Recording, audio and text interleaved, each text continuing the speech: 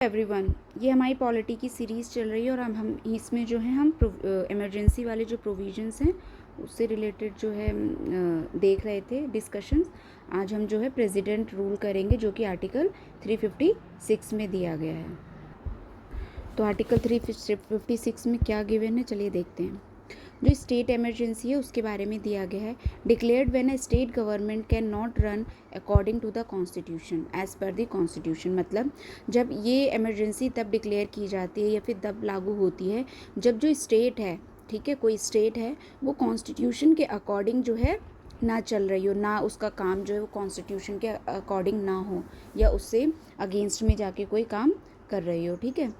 फिर आर्टिकल 355 क्या कहता है?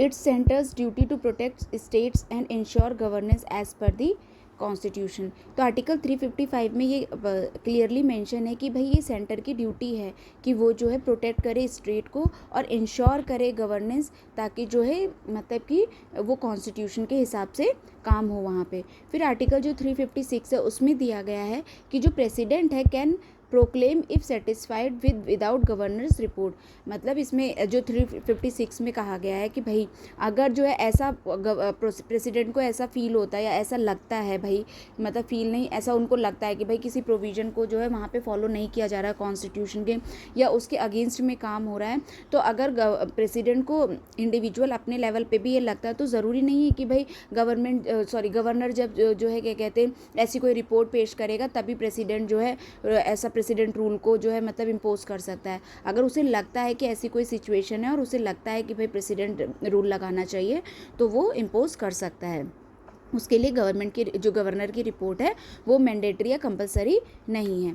फिर आर्टिकल 365 में क्या गिवन है? Applies if state fails to comply with the centre's direction. इसमें कहा गया है कि भाई अगर जो है मान लो इस सेंटर की तरफ से कोई डायरेक्शन दी गई है स्टेट को उसे फॉलो करने के लिए, लेकिन जो स्टेट है वो मानने से मना कर देता है, ठीक है, या नहीं मानता है, तो ऐसे केस में जो है भाई प्रेसिडेंट रूल को लागू करना बिल्कुल उचित होगा।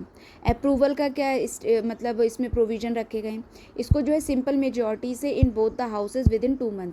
भाई अभी मान लो प्रेसिडेंट रूल लगाना है तो या लगा दिया है तो इसको जो है फिर सिंपल मेजॉरिटी से जो है पास करवाना होगा दोनों हाउसेज से विद इन 2 मंथ की जो भी ड्यूरेशन है उसके अंदर में जब से लगा है। Survives 30 days from the first sitting of the Lok Sabha if Lok Sabha is dissolve during the 6 month period without approving it provided Rajya Sabha approved it.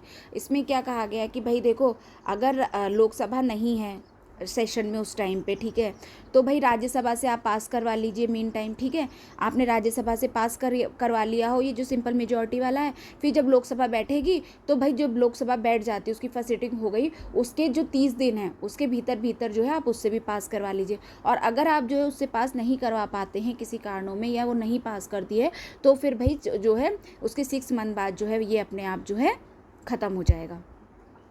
Duration क्या है? Initially 6 month extended up to 3 years with parliament's approval every 6 month। अब देखो national emergency में क्या था कि भाई वो 1 साल में एक बार के लिए लग सकती है, ठीक है, और क्या कहते हैं 1 साल के लिए लग सकती है।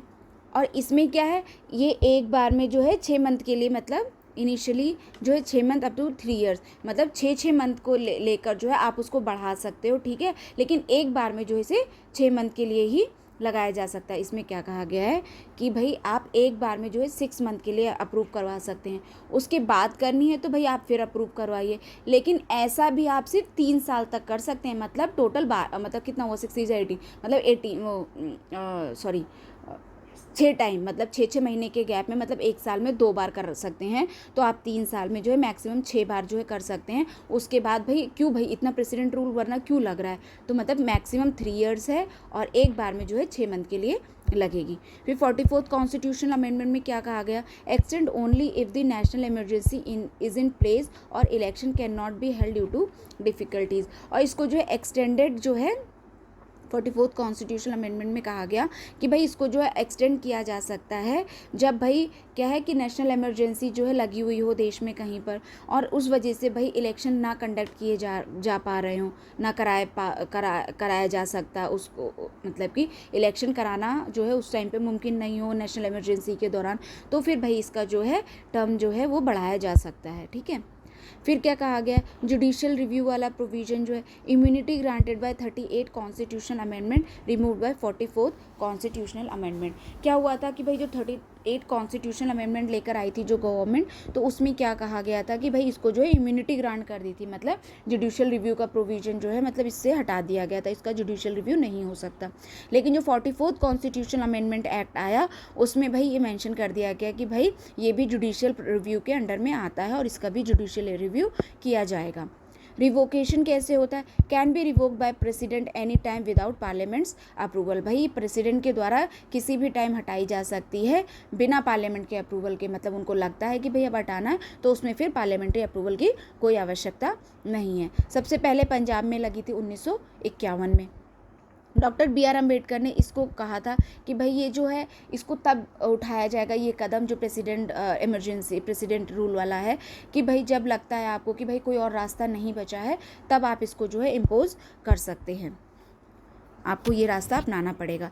फिर क्या है, effect of imposition of president rule का इफेक्ट क्या होता है, एक्स्ट्रा ऑर्डिनरी पावर मिल जाती है प्रेसिडेंट को। कैसे, assumption of powers, the president can take over the function of the state government and assume powers vested in the governor और any other executive authority. इसमें क्या होता है कि जो प्रेसिडेंट है उसको जो है सारे फंक्शंस जो होते हैं स्टेट गवर्नमेंट के वो परफॉर्म कर सकता है और सारी पावर्स उसके अंदर आ जाती हैं।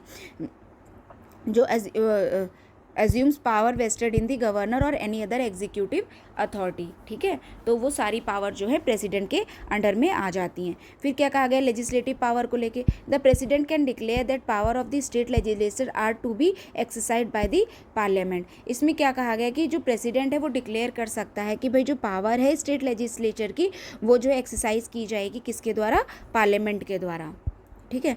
कॉन्स्टिट्यूशनल सस्पेंशन क्या है इसको लेकर, he can suspend constitutional provision related to any authority in the state. भाई कॉन्स्टिट्यूशनल प्रोविजन जो दे रखे हैं, भाई कॉन्स्टिट्यूशनल पावर जो दे रखी हैं स्टेट को, ठीक है, उनके मैटर में वो वाली भी पावर भी जो है प्रेसिडेंट चाहे तो भाई क्या सस्पेंड कर सकता है ड्यूरिंग प्रेसिडेंशियल रूल। फिर क्या कहा गया है, dismissal of council of minister. इसमें कहा गया है कि जो प्रेसिडेंट है can dismiss the council of minister headed by the chief minister, state bills budgets are pass by the parliament. इसमें कहा गया है कि जो काउंसिल ऑफ मिनिस्टर है हेडेड बाय चीफ मिनिस्टर, इसको जो है प्रेसिडेंट चाहे अगर उसको लगता है ऐसा तो वो डिसमिस कर सकता है, डिसॉल्व कर सकता है एक तरीके से, या डिसमिस कर सकता है, जो भी आप समझें, ठीक है। फिर क्या होगा कि भाई मिनिस्टर स्टेट बिल और बजट, जो स्टेट बिल्स और बजट से रिलेटेड जो भी मतलब कि डिसीजन लिए जाएंगे वो फिर पार्लियामेंट द्वारा जो है पास किए जा सकते हैं। स्टेट एडमिनिस्ट्रेशन से रिलेटेड क्या है भाई, the administration is carried out by the governor with the help from the chief secretary on behalf of the president. जो एडमिनिस्ट्रेशन होता है, ठीक है, स्टेट का, वो जो है गवर्नर के द्वारा जो है फिर मतलब एक तरीके से उसके पास अथॉरिटी आ जाती है, जो कि चीफ सेक्रेटरी होते हैं on behalf of the president. वो दोनों मिलकर जो है फिर सारे एडमिनिस्ट्रेशन से रिलेटेड जो भी मैटर होते हैं उन्हें सॉल्व करते हैं। फिर कंटिन्यूटी ऑफ लॉज क्या है भाई, इसमें laws made by the parliament और president continue to operate even after the president rule. इसमें क्या प्रोविजन दिया गया, देखो इमरजेंसी में क्या कहा गया था कि भाई 6 महीने बाद जो है वो ऑटोमेटिकली ख़त्म हो जाते हैं, लेकिन इसमें क्या कहा गया है कि इसमें जो है जब तक कोई लॉ बनाकर, अगर भाई कोई लॉ बनाया गया है तो स्टेट उस ख़त्म नहीं किया जाएगा, तब तक नहीं ख़त्म होते हैं वो, और वो कंटिन्यू रहते हैं, ठीक है। तो अगर उनको लगता है कि भाई पर्टिकुलर लॉ नहीं लगाना है, तो जब इमरजेंसी ख़त्म होती है या फिर जो प्रेसिडेंट रूल है जब समाप्त होता है, तो आप पर्टिकुलर जो लॉ बने हैं उसे समाप्त कीजिए, तभी वो समाप्त होंगे बाय स्टेट जो लेजिस्लेचर है, अदरवाइज़ वो कंटिन्यू रहेंगे। असेंबली एक्शन क्या है, द प्रेसिडेंट कैन सस्पेंड और dissolve the state assembly legislative assembly. वही बात है कि भाई प्रेसिडेंट जो है वो चाहे तो सस्पेंड कर सकता है या डिसॉल्व कर सकता है स्टेट लेजिस्लेटिव असेंबलीज को। फिर जुडिशियल स्टेटस क्या है, the constitutional position status power and function of the state high courts remain unchange during the president rule. जो constitutional positions constitutional positions, status, power और फंक्शन जो होते हैं स्टेट हाई कोर्ट के, उन पर कोई भी इफ़ेक्ट नहीं होता है, मतलब वो अनचेंज रहते हैं, वो बिल्कुल उसी तरीके से वर्क करते हैं जैसे कि नॉर्मल कंडीशन में कर रहे होते हैं। SR बोमाई केस जजमेंट आया था जो 1994 में, उसने क्या कहा भाई, judicial review, the imposition of president rule is subject to the judicial review. जो इम्पोजिशन है प्रेसिडेंट रूल का, उसको भाई मनमाने ढंग से नहीं किया जाएगा और वो भी जुडिशियल रिव्यू के एम्बिट में आता है। फिर president satisfaction, the court can assess whether the president satisfaction is based on relevant material but not the correctness और adequacy of the that material. मतलब जो कोर्ट है वो एसेस करे कि भाई जो प्रेसिडेंट ने जो सेटिस्फेक्शन यहाँ पे कहा गया है कि भाई प्रेसिडेंट को अगर सेटिस्फेक्शन लगता है तो प्रेसिडेंट रूल लगा सकता है, तो यहाँ पे जो सेटिस्फेक्शन की बात कही गई है प्रेसिडेंट के, वो जो है बेस्ड है रिलेवेंट मटेरियल पे या नहीं, ये चीज़ चेक की जाएगी भाई, जज की जाएगी जो है जो कोर्ट है उनके द्वारा, और उसकी करेक्टनेस को नहीं देखा जाएगा, ठीक है, एडिक्वेसी ऑफ द मटेरियल नहीं चेक की जाएगी, बस ये देखा जाएगा कि जो भाई प्रेसिडेंट का सेटिस्फेक्शन है वो ठीक है या नहीं है।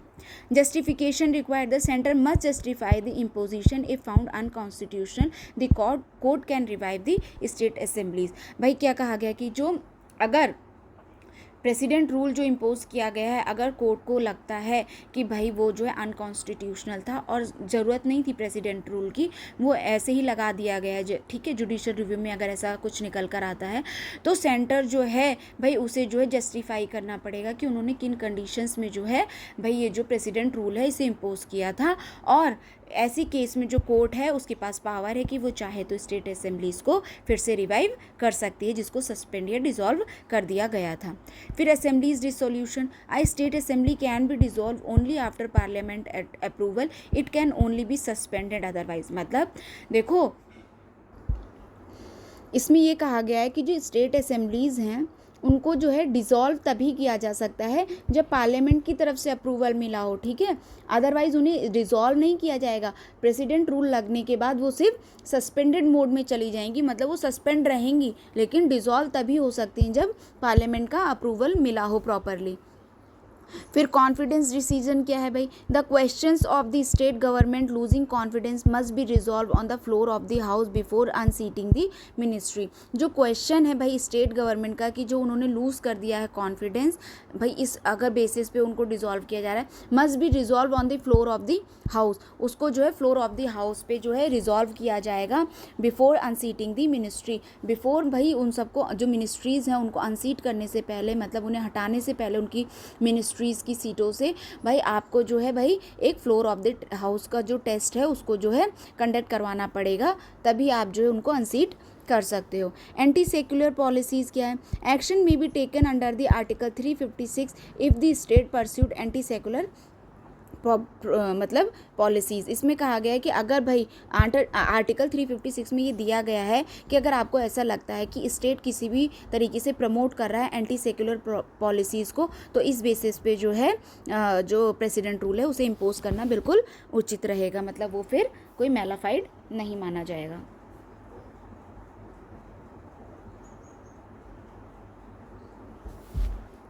फिर क्या कहा गई भाई, proper imposition of president rule और improper imposition of president rule के बारे में क्या क्या प्रोविजंस है। देखो इसमें कहा गया है जो हंग असेंबली है, no party has a majority. Hung assembly उस केस में होती है जब किसी भी पार्टी की कोई मेजॉरिटी नहीं साबित होती है, ठीक है, सारी पार्टीज जो है मेजॉरिटी मतलब 50+1, ठीक है, तो मेजॉरिटी अगर मतलब नहीं साबित कर पाए, किसी के वोट किसी से ज़्यादा हो सकते हैं पर मेजॉरिटी के लिए आपको 50+1 वाला क्राइटेरिया तो फॉलो करना ही पड़ेगा, ठीक है। तो आपको जब सरकार बनाना है, ठीक है, कोई पार्टी जीत सकती है कि मेरे सबसे ज़्यादा वोट आए, लेकिन सरकार बनाने के लिए आपको मेजॉरिटी में होना ज़रूरी है भाई 50+1 वाली, अदरवाइज़ फिर वही है कि आप गठबंधन वाली सरकार बनाइए अपने फेवर में जो है मोर देन 50 वाला, तो आपको कोटा लाना ही पड़ेगा, आपको सपोर्ट चाहिए ही चाहिए होगा उतना। फिर क्या कहा गया है कि तो हंग असेंबली कब होती है, जब भाई मेजॉरिटी में कोई नहीं होता है। Parties having a majority decline to form a ministry and the governor can not find a coalition having majority.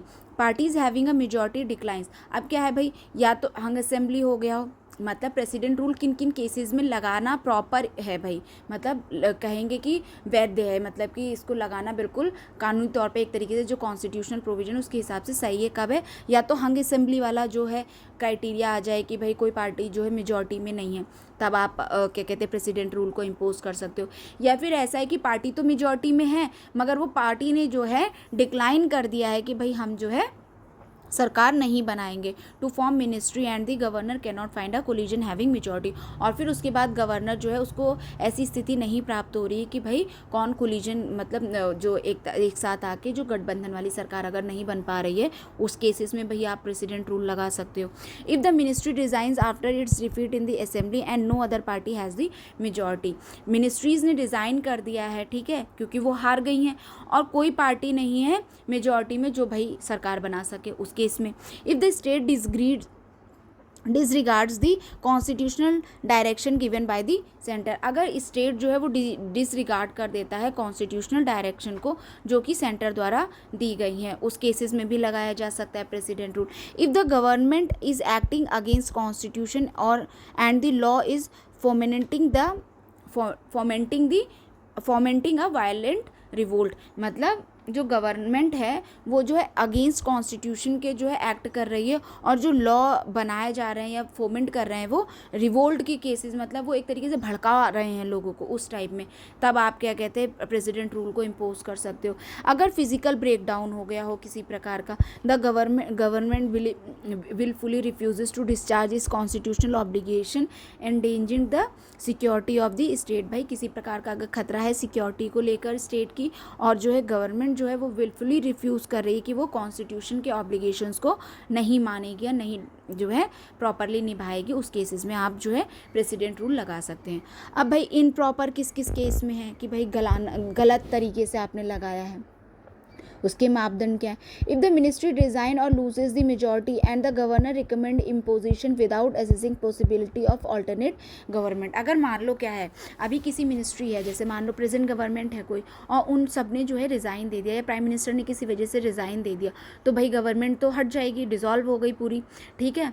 अब क्या हुआ कि जब हो गई तो फिर मतलब गवर्नर ने जो है क्या करा कि दोबारा से ये नहीं पूछा उनमें से ही, मतलब जो और पार्टीज़ हैं आप उनसे पूछिए कि और पार्टीज़ भी मेजॉरिटी में होंगी या कोई गठबंधन की सरकार बनाना चाहता तो वो भाई सामने आए और वो सरकार बनाए।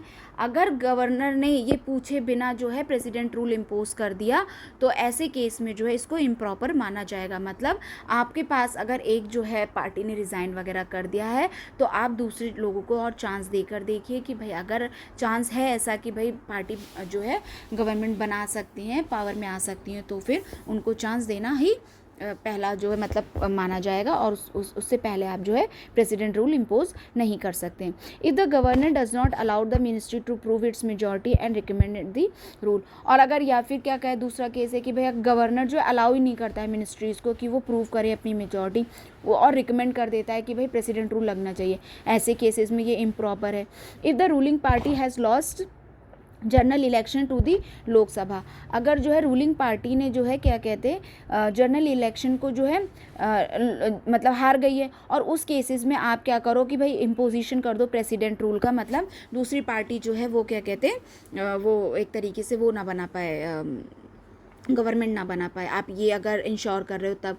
या मैल एडमिनिस्ट्रेशन है इन द स्टेट, किसी भी प्रकार का गलत तरीके से एडमिनिस्ट्रेशन हो रहा है उस केसेस में। इंटरनल डिस्टर्बेंस है not amounting to internal subversion और फिजिकल ब्रेकडाउन, मतलब इंटरनल सबवर्जन की बात नहीं हो रही है, डिस्टर्बेंस की बात हो रही है, ठीक है यहाँ पे, और किसी भी प्रकार का फिजिकल ब्रेकडाउन। इंटरनल डिस्टर्बेंस के बेसिस पे लगा सकते हो, इंटरनल सबवर्जन या फिजिकल ब्रेकडाउन के बेसिस पे आप जो है प्रेसिडेंट रूल को इम्पोज नहीं कर सकते। मतलब कहने का मतलब है ये जो सबवर्जन जो है वो एक ऐसी प्रोसेस होती है अंडरमाइनिंग अ सिस्टम और organisation from within rather than through external forces, मतलब जो विद इन ही मतलब कि क्या है भाई, जो देश के अंदर जो लोग हैं ना वही मतलब कुछ इस प्रकार के एक तरीके से इन्वॉल्व हो रहे हैं टू डिस्टर्ब या करप्ट करने में या overthrow the establish order by individual और a group operating within the system itself में अगर कोई ऐसा है जो कि भाई करप्ट प्रैक्टिस वगैरह को यूज़ कर रहा है, तो उस केसेस में भाई आप जो है इसको नहीं लगा सकते। आप जो है जब इंटरनल डिस्टर्बेंस होगा, जब क्या कहते हैं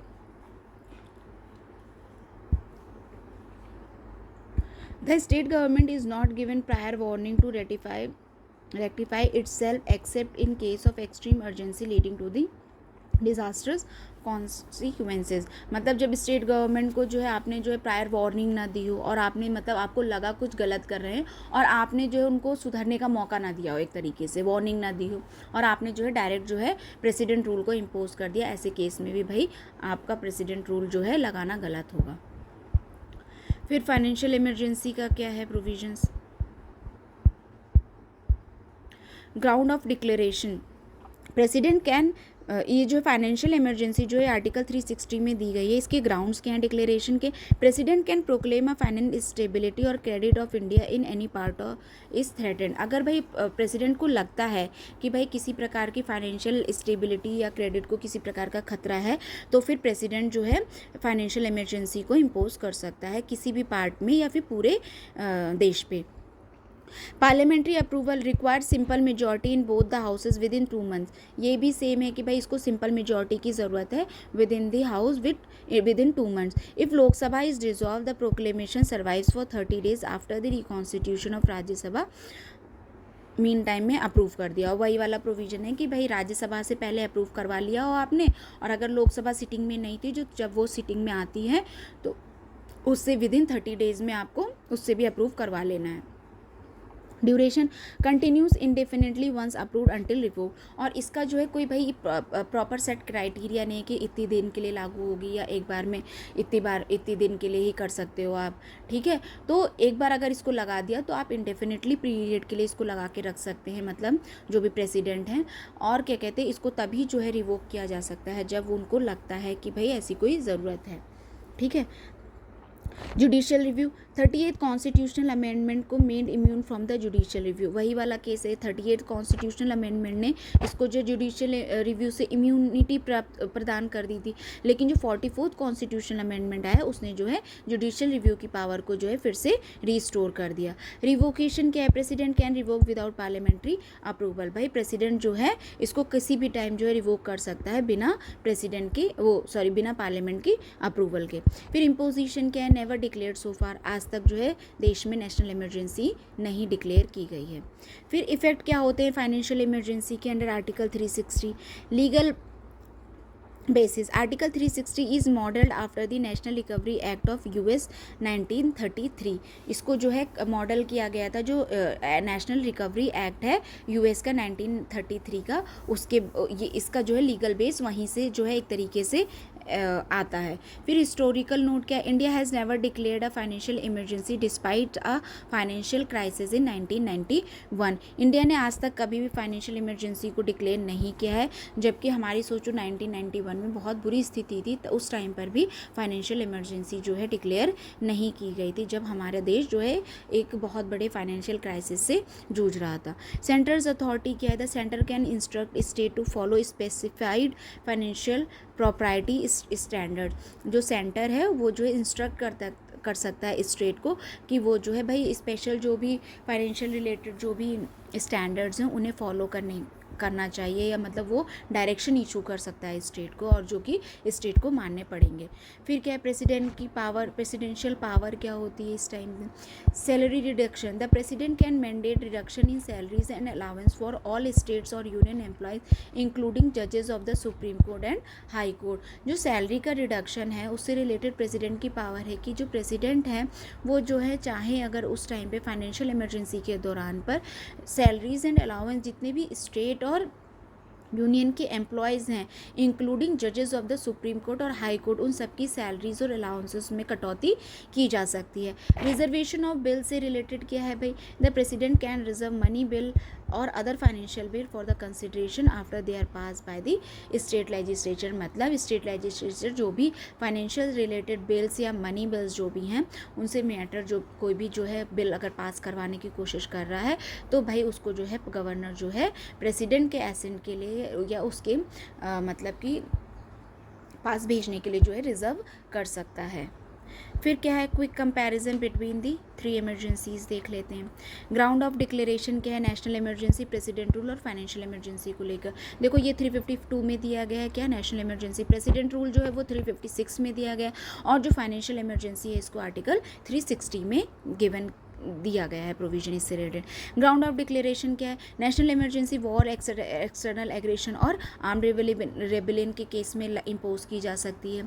इसमें जो 365 में दिया गया है प्रेसिडेंट रूल को लेकर कि भाई अगर भाई जो स्टेट है वो किसी प्रकार से जो है अगर यूनियन की जो भी सेंटर ने जो भी वो दिया है डायरेक्शन उसको मानने से मना कर देता है उस केस में लगाया जा सकता है। और फाइनेंशियल इमरजेंसी लगती है जब फाइनेंशियल स्टेबिलिटी को किसी प्रकार का खतरा हो।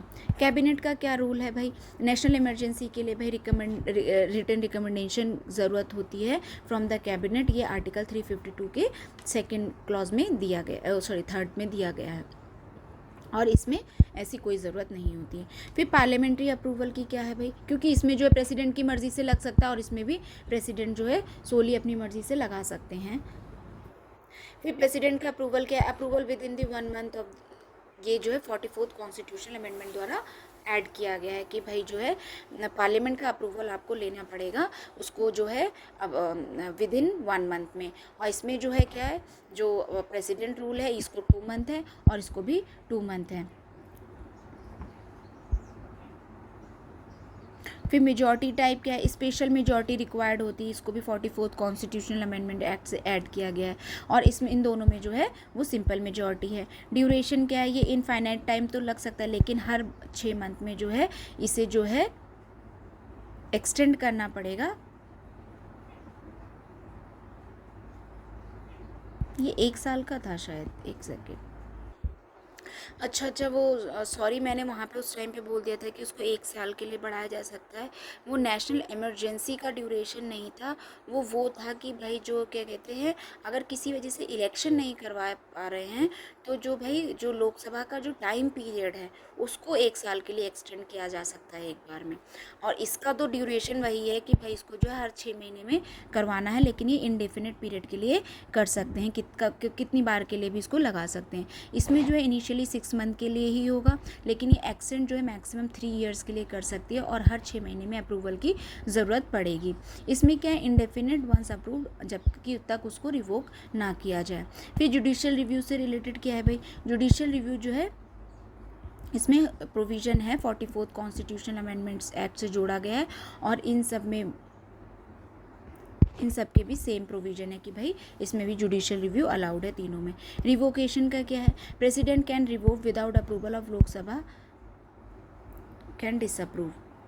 मतलब प्रेसिडेंट जो है इसको जो है रिवोक कर सकता है विदाउट अप्रूवल और अगर लोकसभा को लगता है तो लोकसभा भी इसके लिए एक तरीके से कि नेशनल इमरजेंसी हटाने के लिए जो है वो क्या बोलते हैं उसे,